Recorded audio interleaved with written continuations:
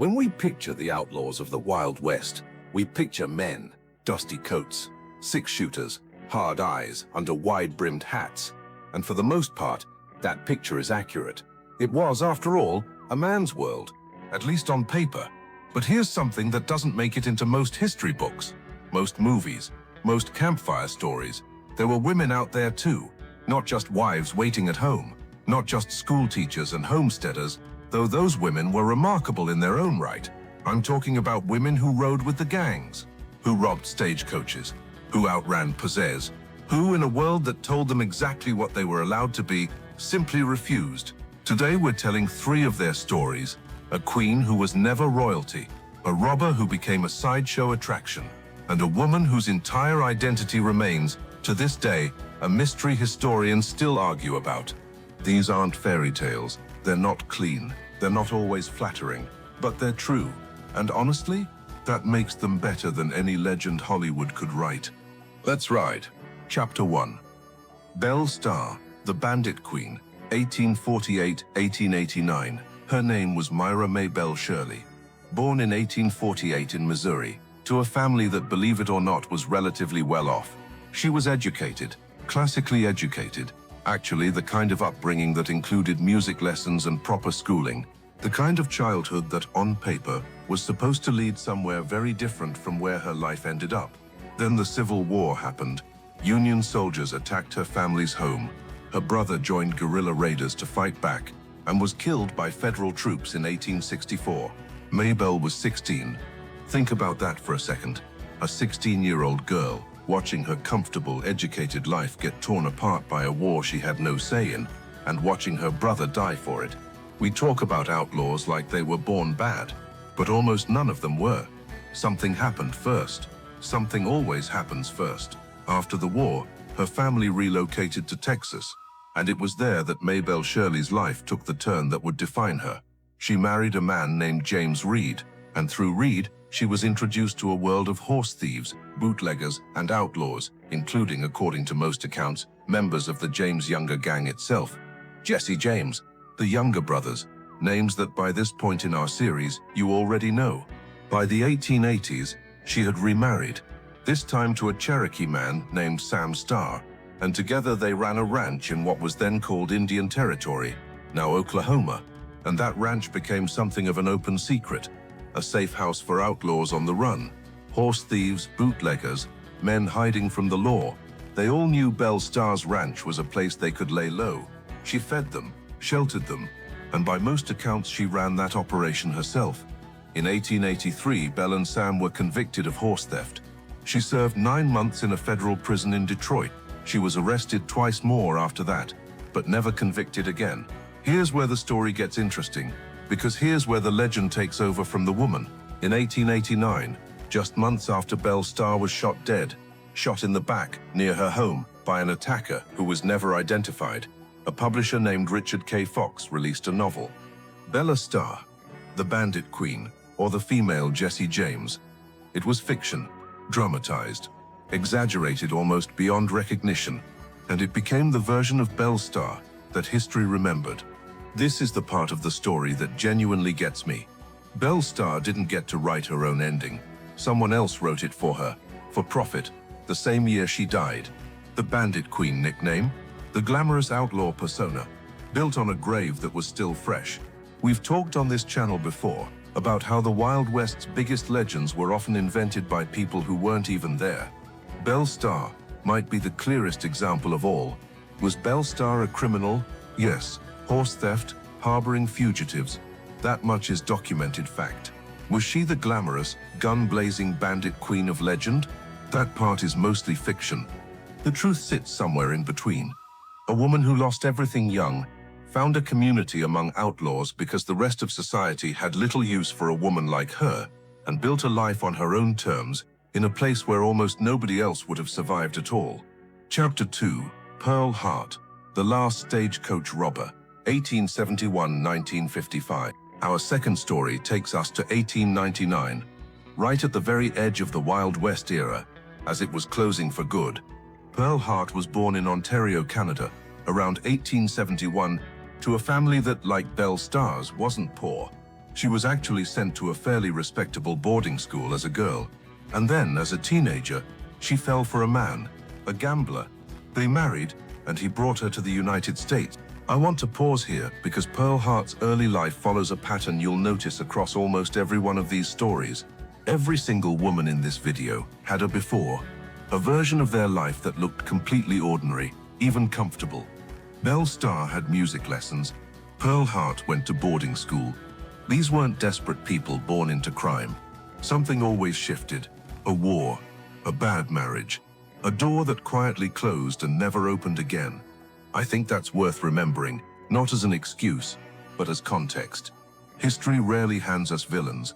Mostly it just hands us people, and then circumstances. By her early 20s, Pearl's marriage had fallen apart. By most accounts, her husband was abusive, and she left him more than once, only to be talked into returning. Eventually, she made her way to Arizona. And there, she met a man named Joe Boot. In May of 1899, with money running low and, depending on which account you believe, a sick mother back home needing support, Pearl Hart and Joe Boot decided to rob a stagecoach. Now here's the thing about this robbery. By 1899, stagecoach robberies were already old-fashioned. The stagecoach Pearl and Joe robbed was one of the last of its kind still running in Arizona. Most routes had switched to rail and modern transport years earlier. Pearl Hart didn't just rob a stagecoach, she robbed one of the last stagecoaches in American history. Dressed in men's clothing, with her hair cut short, she and Joe Boot held up the coach and took the passengers' money and weapons. And then, and this is almost always how these stories end, they got lost. Pearl Hart and Joe Boot, fresh off their robbery, got disoriented in the desert and were captured by a posse just days later, asleep at their camp. But here's where it gets good. Pearl Hart's trial became a sensation. Newspapers across the country covered it. She was, after all, one of the only women ever recorded committing an armed stagecoach robbery in the United States, and the public could not get enough of her. She reportedly charmed the courtroom. The first jury actually acquitted her, and the judge was so outraged, he ordered a retrial on a technicality just to make sure she'd serve time. She was eventually convicted and sent to the Yuma Territorial Prison, becoming one of its most famous inmates. After her release, Pearl Hart did something that honestly feels almost funny. Looking back, she joined a touring show, reenacting her own stagecoach robbery for paying audiences. Think about that. The woman who robbed one of the last stagecoaches in the Wild West went on to perform that exact robbery, on stage, for entertainment.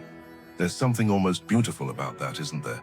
The Wild West was ending, the frontier was closing, and Pearl Hart, instead of disappearing into history like so many outlaws did, found a way to keep her story alive by telling it herself, on her own terms, to a paying audience. In a weird way, she became the author of her own legend. That's more control over the narrative than Belle Starr ever got. Chapter 3. At a Place. The woman nobody could identify. Our final story is different from the other two, because in a very real sense it isn't finished. At a Place rode with the most famous outlaw gang in American history, Butch Cassidy and the Sundance Kid's Wild Bunch. And to this day, nobody knows who she really was. Here's what we think we know. She was likely born around 1878. Some accounts suggest she may have worked at a brothel in San Antonio, Texas, before connecting with the Wild Bunch in the late 1890s. She became closely associated with the Sundance Kid, Harry Longabaugh, and traveled with him and Butch Cassidy through the American West and eventually to South America, as the law closed in on the gang in the United States. A formal photograph exists of Etta Place and the Sundance Kid, taken of all places at a respectable photo studio in New York City, shortly before they fled to Argentina. She's wearing an elegant dress, a fashionable hat. She looks in that photograph like any well-to-do woman of 1901, not like an outlaw, not like a fugitive, like someone's respectable wife, posing for a portrait before a trip, and then she vanishes from the historical record entirely. Some accounts say she returned to the United States for medical treatment around 1902 or 1903, and simply never reappeared in outlaw circles again. Others claim she stayed in South America. Some researchers have proposed she lived out a long, quiet life under a completely different name. Nobody knows, and I think that's actually the most powerful part of her story. We live in a world now where almost nothing about anyone goes undocumented. Every meal, every location, every moment, recorded. Etta Place rode with the most wanted gang in America, posed for a photograph in New York City, and then simply walked out of history and was never seen again. In any direction she chose, that kind of vanishing doesn't exist anymore, and there's something almost enviable about it. 3 women, 3 completely different lives. Belle Starr, a woman whose real life was overwritten by a novel published the same year she died. Pearl Hart, a woman who robbed one of the last stagecoaches in American history, and then turned her own crime into a stage show. Etta Place, a woman who rode with the most famous gang in the West, and then disappeared so completely that we still don't know her real name. None of these women fit the image we usually have of the Wild West. They weren't gunslingers in the Hollywood sense. They weren't standing in dusty streets at high noon. They were something more complicated, more human. Women who, in a world built almost entirely without a place for them, found one anyway, even if that place was outside the law. I keep coming back to one thing while researching this video. We love to ask, why would someone become an outlaw, as if it's a strange, rare choice. But for women in the 1800s, the legal options were already so narrow. Marry well, or don't eat. Teach school, or don't eat. Be respectable, or be invisible. When you put it that way, riding with outlaws starts to look less like rebellion and more like one of the only doors that was actually open. The women rode the same trails, faced the same dangers, made the same impossible choices. They just didn't get to write the story afterward. So today, we did it for them. If this story moved you, let me know in the comments. Which of these 3 women's stories surprised you the most? Subscribe to Legends of Wild West. We tell the stories the textbooks left out. The real ones, the complicated ones, the ones that deserve to be remembered. The frontier wasn't just made by the men we remember. Let's keep finding the ones we forgot.